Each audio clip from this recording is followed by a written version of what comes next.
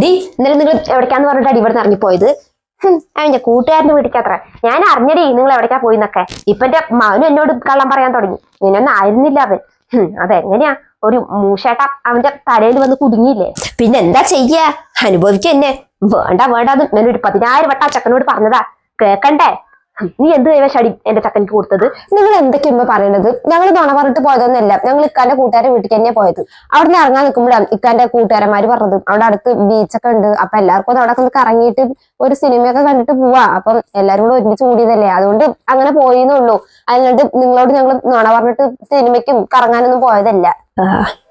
അല്ല, ഇതൊക്കെ ഉമ്മാന്റെ ചെവിയിൽ ആരെത്തിച്ച് ഞങ്ങൾ സിനിമയ്ക്ക് പോയി ബീച്ചിക്ക് പോയി എന്നൊക്കെ? ഓ, മകളായിരിക്കും. മകളെ ഞാൻ സ്റ്റാറ്റസ് ഒക്കെ കണ്ടിണ്ടാവും. അപ്പൊ മകളെന്നെ എത്താളെന്റെ ചെവിയിൽ എത്തിച്ചത്. ആടി, എന്റെ മകളെന്നെ പറഞ്ഞത്. എന്റെ മകളെ എന്നോട് എല്ലാം പറഞ്ഞു. അതിന് നിനക്കെന്താടി? എനിക്കൊന്നുമില്ല. നിങ്ങൾ നിങ്ങളുടെ മകളും കൂടെ എന്താന്ന് വെച്ചാൽ കാട്ട്. എനിക്കിപ്പോ എന്താ? പെരുന്നുണച്ചി, നീയായിരിക്കും എന്റെ മാനം അവിടേക്കും ഇവിടേക്കൊക്കെ കൊണ്ടുപോയത്. എന്നിട്ട് വെറുതെ ഓരോന്ന് പറയേ അവള്. എന്റെ മാനെ മയക്കി വശത്താക്കി വെച്ചു അവള്. ഇനിയിപ്പോ എനിക്കൊന്നും മിണ്ടാൻ പറ്റില്ലല്ലോ, എന്റെയൊക്കെ വായടച്ചില്ലേ? പെണ്ണ് കെട്ടിയ കണ്ണ് കെട്ടി, അതന്നെ ഇപ്പൊ അവസ്ഥ. ആണോ? എന്നാ നന്നായി, സഹിച്ചോളി.